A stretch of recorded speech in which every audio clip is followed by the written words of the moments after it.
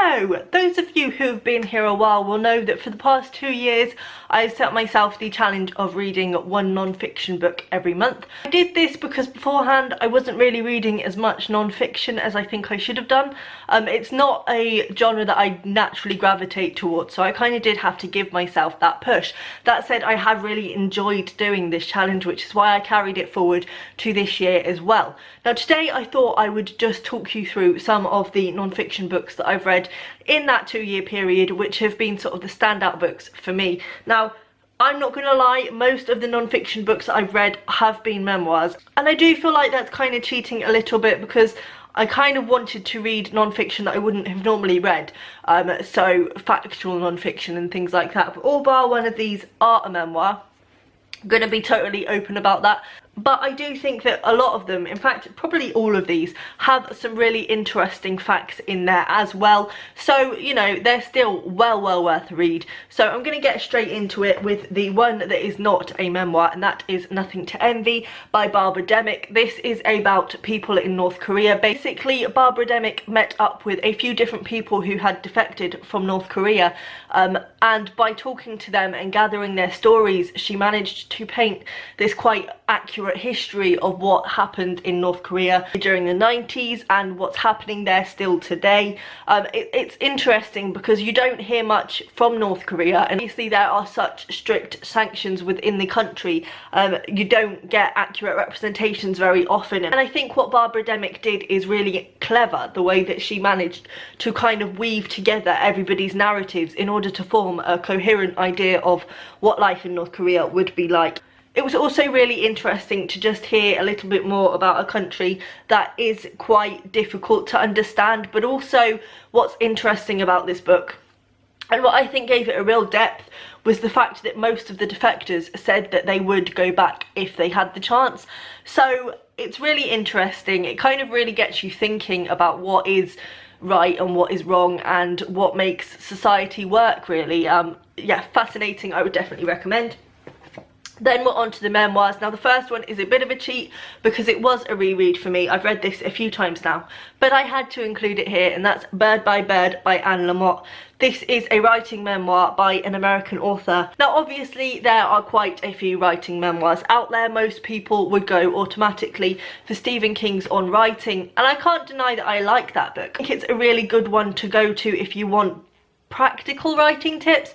But what I love about Anne Lamott's Bird by Bird, and the reason that this is by far my favourite writing memoir, is the fact that it's just personable. It doesn't gloss writing, it doesn't look at the practicalities of writing, it looks at the mental processes of being a writer, the way that you drive yourself crazy, the way that it's not easy to sit down and write. What I love about Anne Lamott, and I have since gone on to read a few of her other non-fictions, I love her sense of humour. She's got a really dry comic writing style that just, it's absolutely fantastic, and she talks a lot about sort of writerly neuroses in here, so if you're a neurotic writer I think this would be quite a good one for you.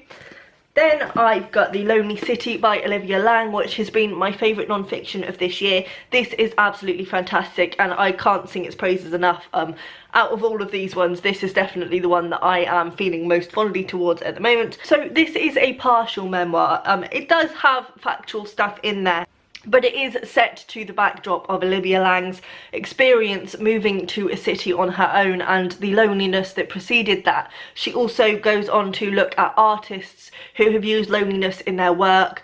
She looks at the AIDS epidemic and how that affected people and isolated and already isolated subculture. She also looks at the psychology behind loneliness and how it works and how we can get past it, and it was just fascinating. I'm definitely on the lookout for more Olivia Lang. She's written other non-fiction books and I think I'm going to enjoy those as well. Then I've got Just Kids by Patti Smith. Now again, this may be a slight cheat because again it was a reread for me, but I just adore this book. I just think it's fantastic, and before I read The Lonely City I would have said that this was by far my favourite memoir, and I think in terms of sort of sentimental value it's still my favourite. This looks at sort of Patti Smith's early life, from her early 20s, or it might be her late teens. We follow her as she tries to make her way in the artistic world, and she comes across some really fantastic and iconic figures in her journeys, and it's just an amazing read, and it's just wonderful. It's also one of those memoirs that you don't need to have any connection with Patti Smith to enjoy. I didn't actually know anything about Patti Smith before I read this. I'm now a lifelong fan, because I think what she does in this is that she keeps things generalised enough that it just becomes relevant to any creative person in any creative field. You don't have to know who the people are particularly that she's talking about, although inevitably you are going to know at least some of them. And because people in this book delve in a variety of different arts, like her best friend Robert Mapplethorpe, who features very heavily in this, is a photographer. Patti herself is a writer who then kind of accidentally delves into performance, poetry and singing. So you get a vast array of creative pursuits in here, thus making it ideal for any artistic individual. Then, keeping with the artistic theme, I'm going to go with The Art of Asking by Amanda Palmer. Now, when I read this, I did enjoy it. In hindsight, I think there are problems with it, because as relatable as Amanda Palmer is, I don't know whether I agree with everything she does. She's quite a show person, and sometimes I think she rushes into situations without thinking about them, which is discussed in here in a relatable way. But in hindsight, it was kind of, I felt like me and Amanda Palmer possibly wouldn't get along in real life, which is surprising, because for what she stands for and what she believes in, I think are very similar to my own beliefs.